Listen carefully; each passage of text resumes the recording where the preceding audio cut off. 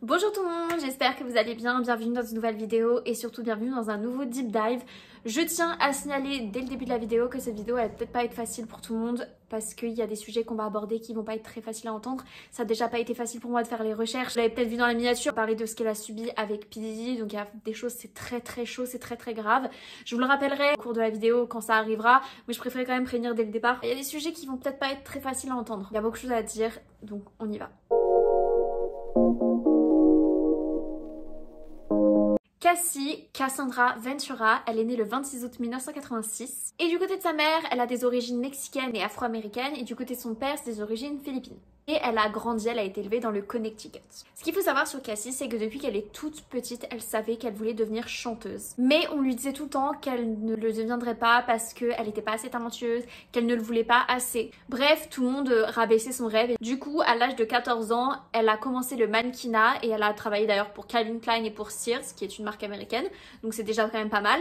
Mais pour elle, c'était pas une finalité le mannequinat, c'était juste un moyen d'entrer dans l'industrie. Et petit fact d'ailleurs, pour commencer, elle est apparue dans le clip de Mario en 2004, Just a Friend. Elle n'avait que 16 ans, mais encore une fois, c'était un moyen pour elle de rentrer petit à petit dans le milieu de la musique. En 2004, à ses 18 ans après avoir terminé le lycée, elle va déménager à New York parce que vraiment New York c'est l'endroit où il faut être pour tout ce qui va être mode, tout ce qui va être mannequinat. Elle s'était dit une pierre deux coups, on va peut-être pouvoir rentrer dans l'univers de la musique. À savoir que quand elle était à New York, elle a pris des cours de danse. Et on lui a conseillé de prendre des cours de chant, ce qu'elle a fait du coup. Parce que vraiment, comme je vous ai dit, elle allait pas lâcher l'affaire pour être chanteuse, elle voulait vraiment le devenir. Et un jour, une de ses mannequins sur un plateau pendant qu'elle faisait du mannequinat, elle va lui parler de Ryan Leslie, qui était un producteur de musique. Et elle lui a dit, apparemment il est super cool, faudrait que tu travailles avec lui. Et cette même maquilleuse avait parlé de Cassie à Ryan en lui disant qu'elle avait une magnifique voix. Donc elle a vraiment fait l'entremetteuse. Et donc un soir, quand Cassie, elle était en boîte et elle fêtait ses 18 ans, parce que oui, tout à l'heure quand j'ai dit qu'elle a déménagé à ses 18 ans, c'était l'année de ses 18 ans. Donc elle était en boîte avec ses amis pour fêter ses 18 ans et Ryan, il va être là et il va justement la repérer. Et ce qu'il va faire qu'il va la repérer, c'est parce que c'était une des seules dans la boîte qui connaissait les paroles de toutes les chansons qui passaient. Et il a aussi dit qu'il avait remarqué parce qu'elle était drop dead gorgeous. Sauf que Cassie, elle voulait certes faire ce métier, mais elle était aussi très timide. Donc en fait, elle lui a donné son numéro, mais elle a pas montré énormément d'entrain, elle a juste donné son numéro, elle est partie, tu vois. Mais au final, lui, ça l'aura pas empêché de la recontacter quelques semaines plus tard et ils vont commencer à travailler ensemble. Et ils vont d'ailleurs enregistrer la chanson Kiss Me.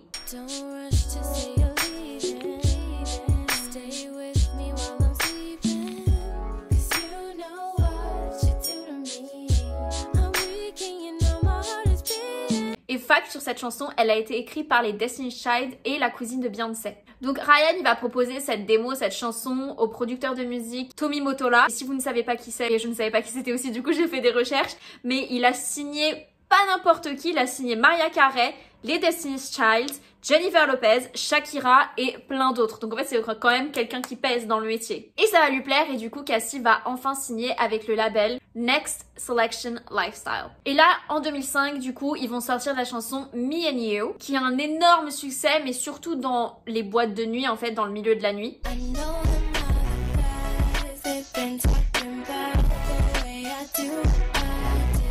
Et d'ailleurs, elle aura fait une performance en Allemagne dans une boîte où elle aura chanté cette chanson. Et à savoir qu'elle était super stressée d'ailleurs de chanter devant tout le monde. C'est un peu le comble pour une chanteuse, mais bon. Le fameux P. Diddy va entendre cette chanson lorsqu'il était en boîte. Et il va y voir du potentiel, du coup il va décider de s'associer à Ryan pour faire décoller la carrière de Cassie. Et c'est comme ça que les deux labels, le sien, celui de P. Diddy qui est Bad Boy Records, va s'associer avec Next Selection Lifestyle. Et ce qu'il faut savoir, c'est important de le noter dès maintenant, c'est qu'il a fait signer un contrat à Cassie pour 10 albums. J'insiste là-dessus parce qu'en fait c'est énorme 10 albums. Aucun label ne propose ça parce que tu sais même pas si la personne va réussir ou quoi. Des fois tu proposes 2, 3 albums mais 10 c'est énorme. Ça montre une certaine ambition de la part de P. Diddy envers Cassie mais on y reviendra plus tard. Et donc suite à cette nouvelle association, P. Diddy il va changer la DA de Me and You parce que la version que vous avez sûrement en tête c'était pas la version originale. La toute première version elle était un peu plus effet boîte de nuit, le clip était un peu plus osé. Donc pour plaire à une plus grande masse, il va changer la DA du clip, changer un petit peu la musique pour que justement ce soit plus marketable. Comment on dit en français? Commerciable? Ah, t'as compris. Et du coup, cette chanson, elle a été utilisée comme chanson de début, comme première chanson, comme debut song, whatever you want. Et vous le savez, ça a été un énorme succès pour Cassie.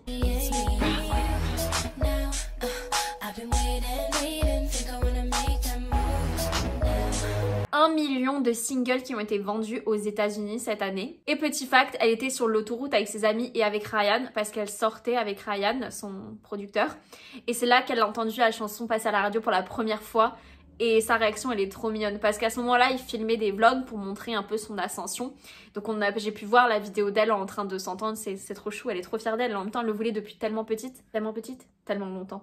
Je ne sais plus parler français, excusez-moi. À cette époque-là, ils avaient créé un compte MySpace à Cassie pour justement un peu promouvoir la chanson et qu'elle se fasse connaître, et ça avait super bien marché parce qu'elle commençait à se lier d'amitié avec plein de gens, et je trouve que là c'était déjà très avant-gardiste, c'était déjà précurseur de ce qui se passe aujourd'hui. Maintenant tu utilises vraiment toutes les plateformes, toutes les applications, tous les réseaux sociaux qui existent pour te faire connaître, et bah eux c'était un peu ce qu'ils avaient fait à l'époque en lui créant un compte MySpace. Et en plus, il l'avait vraiment pas forcé, mais il l'avait encouragé à enchaîner des plateaux télé, des interviews, même à la radio, pour vraiment que tout le monde n'ait que Cassie en tête. Et donc très rapidement après, la même année, il y a l'album Cassie qui sort, que j'ai d'ailleurs et que j'écoute encore dans ma voiture. Vous commencez à voir un pattern qui se dessine de toute façon.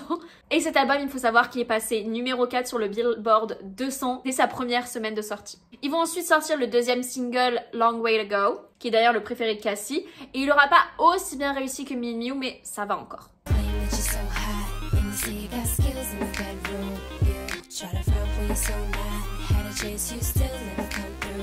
Donc elle a vraiment enchaîné beaucoup de plateaux télé pour se faire connaître. Elle a même essayé de performer sur des plateaux télé, sauf qu'elle se faisait énormément critiquer parce que on disait d'elle qu'elle n'avait pas de présence, elle n'avait pas la voix qui portait. Performer, c'est une grande partie du métier d'artiste, et elle était beaucoup critiquée parce que pour les gens, elle n'avait finalement pas de talent. Et donc au même moment, il y avait des rumeurs comme quoi le label Bad Boy de P. Diddy, il la virait, sauf que c'était pas vrai. Et P. Diddy, du coup, il a pris parole pour la défendre en disant qu'elle était anxieuse avant sa performance, elle ne s'attendait pas à autant de succès, elle est mignonne, je serai là pour elle pour l'aider quoi qu'il arrive. Et quand le public l'a entendu parler de Cassie, c'était vraiment tous étonnés parce que c'est pas l'image du tout que P. Diddy l'avait. Il était vu comme justement un producteur de label très dur avec ses employés, avec ses artistes. Je sais pas vous si vous avez grandi avec MTV, mais moi et ma sœur oui. Et on regardait Making the Band, qui était une télé-réalité, une émission télé. Le label de P. Diddy essayait de chercher des artistes pour créer des groupes, et ils ont créé d'ailleurs Danny D. Kane et Day 26, que ma sœur et moi on aimait beaucoup d'ailleurs. On regarde cette télé-réalité, cette émission, genre vraiment il est infect avec les filles, genre il leur parle trop mal, même aux garçons il leur parle trop mal. Donc quand à l'époque les fans ont vu qu'il parlait comme ça de Cassie, s'est dit mais ça ne te ressemble pas? Êtes-vous vraiment P. Diddy? Enfin bref, Cassie, même elle a remarqué que ça n'allait pas, et du coup elle s'était un peu excusée. Elle a fait oui, je sais que c'était pas fou mes performances, j'ai vraiment peur de la scène, il faut que je travaille sur moi et je vais essayer de m'améliorer. Et donc à savoir que par la suite elle a apparu dans les clips de Chris Brown, Kanye West, Jay-Z. Et à partir de 2007, c'est là que les choses vont changer pour Cassie. Donc cette année, en 2007, elle va se séparer de Ryan et du coup elle va plus travailler avec lui de facto. Et très rapidement après, elle va se mettre à sortir avec Diddy. Même si ils l'ont officialisé qu'en 2012, tout le monde sait qu'en fait ça a commencé dès 2007. Et d'ailleurs je vous raconterai tout à l'heure dans la partie 3 comment ça a commencé. Vous verrez. Et donc c'est là qu'elle va commencer à travailler sur son deuxième album. Elle va travailler avec ni plus ni moins que Kanye West et Pharrell Williams. En 2008, elle va jouer dans le film Step Up 2 et elle va aussi faire la chanson dans le film qui s'appelle Is It You. Donc en 2009, il n'y a toujours pas l'album qui est sorti, mais ils vont sortir de plus en plus de singles pour essayer de le promouvoir. Donc ils vont sortir le single Official Girl avec Lil Wayne.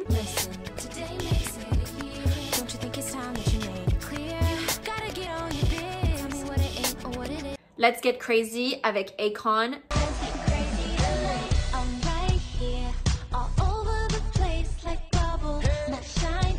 Must Be Love avec Diddy.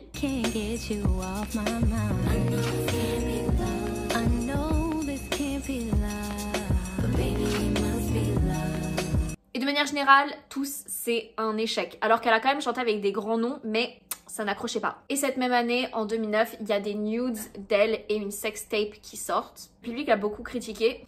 Shame une meuf alors que c'est vraiment elle la victime. Bref, il l'avait critiquée parce qu'il pensait qu'elle l'avait fait exprès justement parce que ses dernières chansons ne marchaient pas trop, donc elle voulait un peu qu'on parle d'elle en publiant ses photos. Alors qu'en fait non, pas du tout. Mais vous l'aurez compris, elle était vraiment critiquée partout et sur tous les fronts. Et si vous l'avez toujours pas compris, son second album, il a été repoussé, et en final, il n'a jamais vu le jour. Mais elle était quand même vue comme une hit girl, mais juste pas pour sa musique, mais plutôt pour son style, parce que peut-être que vous ne le savez pas, mais c'est elle qui a rendu célèbre la coupe où on est rasé sur un côté et après elle a fait les deux. Et c'est pas Rihanna, justement, c'est Rihanna qui s'est inspirée de Cassie, mais c'est Cassie qui est à l'origine de ce style. Donc elle arrivait quand même à influencer les gens avec son style. Et d'ailleurs, je le dis maintenant, cette coupe aurait été forcée par Didi. Mais on va en parler dans la partie 3. En 2012, elle va encore sortir des singles, elle va sortir King of Hearts. You're just my king of hearts. You are my king of hearts. Et elle va aussi chanter avec Nicki Minaj sur la chanson The Boys.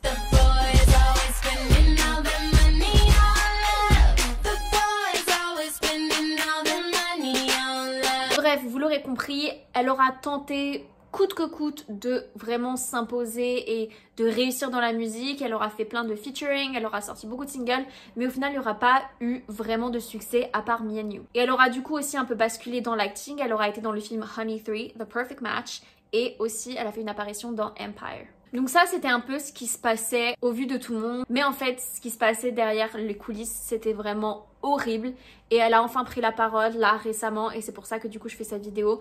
Elle va nous raconter tout ce qu'elle a subi depuis tant d'années avec P. Diddy.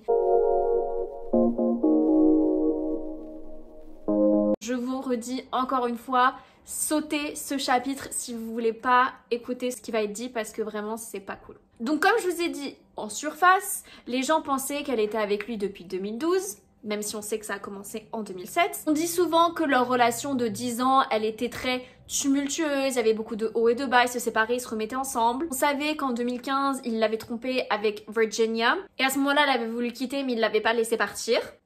Ça montre déjà un petit red flag.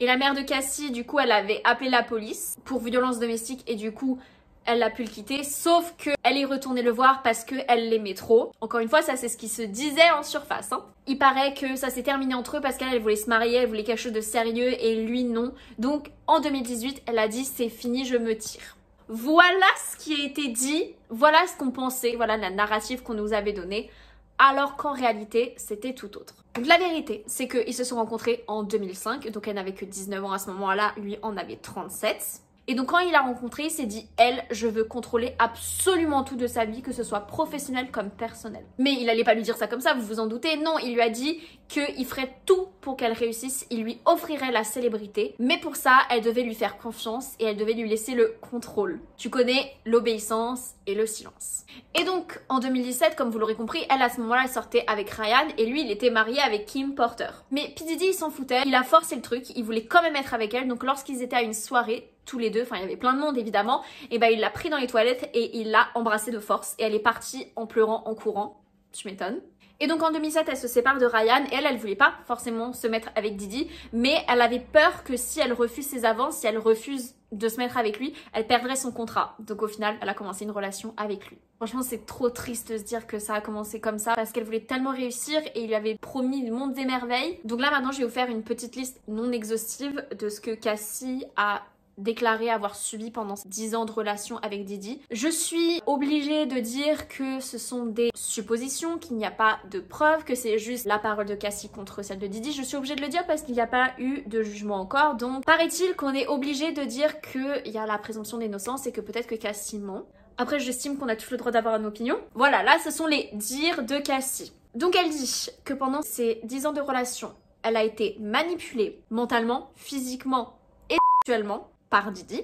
Elle nous explique qu'elle a été violée à multiples reprises à chaque fois qu'elle essayait de le quitter. Elle l'accuse de l'avoir frappé à coups de poing, à coups de jambe et d'avoir marché sur son visage. Ce qui résultait évidemment en bleu, œil au beurre noir et des multiples saignements et traumas crâniens. Elle l'accuse d'avoir détruit la voiture d'un homme qu'on apprendra plus tard et celle de Kid Cudi parce qu'il était intéressé par Cassie.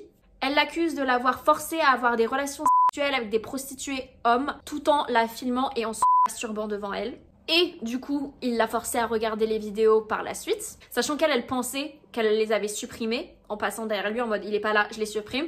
Sauf qu'il voulait bien lui montrer non, non, tu vois, je les ai toujours, j'aurai toujours l'ascendant sur toi. Il aura également forcé Cassie à porter une arme sur elle. Donc encore une fois pour lui faire peur, pour lui montrer qu'il la contrôlait.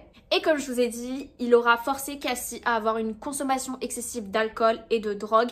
Et il lui demandait d'ailleurs d'aller lui chercher de la drogue, ses besoins à lui personnels. Donc fact important à dire que pendant tous ces moments de violence, l'équipe de P. Diddy, ils étaient au courant, ils le voyaient, mais ils ne disaient rien, c'était ses employés. Et donc elle explique qu'après chaque violence, il allait la couvrir de cadeaux et ça c'est vraiment un comportement typique des agresseurs, ça s'appelle le love bombing où en fait t'es horrible, t'es infect, tu fais des agressions, mais après hop, on te donne des cadeaux comme ça t'oublies en fait. Mais en tout, il lui aura offert une voiture, plein de cadeaux, des vêtements, même un appartement et devinez quoi, cet appartement qu'il lui a offert, il était juste à côté de chez lui. Évidemment. Et évidemment qu'elle a essayé de partir à multiples reprises, sauf que si vous l'avez toujours pas compris, Diddy, il avait un entourage qui fait qu'en fait elle pouvait pas partir parce que si c'était pas lui qui l'a retrouvée, c'était son entourage et on lui mettait une pression dingue. Je vais vous raconter un fait pour vous donner un peu le contexte de comment les choses se passaient et pourquoi c'était pas si simple pour elle. Donc elle s'était rapprochée en effet de Kid Cudi et Diddy, il avait trouvé une conversation, donc déjà le mec fouille mais bon ça encore une fois c'est pas étonnant vu tout ce que j'ai dit. Donc il va trouver la conversation entre les deux et du coup il va commencer à la battre. Elle va fuir chez Kid Cudi, fuir son agresseur. Donc que quand elle arrive là-bas, il y a tout l'entourage, toute l'équipe de Diddy qui la contacte et qui lui font clairement comprendre qu'il faut qu'elle revienne et qu'elle retourne voir Diddy. Et vu qu'elle avait peur qu'il s'en prenne à Kid Cudi, elle est retournée le voir. Évidemment, quand elle est retournée le voir, elle s'est fait violemment pendant toute la soirée. Un autre fait qui s'est passé, après s'être fait encore une énième fois, franchement c'est horrible de dire ça comme ça, mais limite c'était devenu son quotidien. Il était en train de dormir et donc elle s'est dit c'est le moment pour moi de partir, de fuir. Sauf que il se sera réveillé et donc il va la courser dans tout l'hôtel, il va prendre des vases, il va les jeter à la gueule. Elle va quand même réussir à s'en sortir et aller dans un taxi. Elle va retourner chez elle à son appartement. Sauf qu'en fait elle était tellement sous emprise qu'en fait elle se retrouve dans son appartement et elle se dit quelles vont être les conséquences si j'y retourne pas, ça va être encore pire. Donc finalement elle est retournée à l'hôtel pour le retrouver et là les membres de l'hôtel ils sont allés la voir, ils ont dit on vient de voir ce qui s'est passé, on a vu les vidéos sur les caméras, vous repartez tout de suite, vous retournez dans le taxi et vous rentrez chez vous. Donc on pourrait se dire oh c'est trop bien, elle s'est fait aider, elle s'est fait soutenir. Sauf qu'au final, Diddy, il aura payé très gracieusement l'hôtel pour que ces vidéos de lui en train de lui courir après et de la taper disparaissent. Encore une fois, il a solution à tout.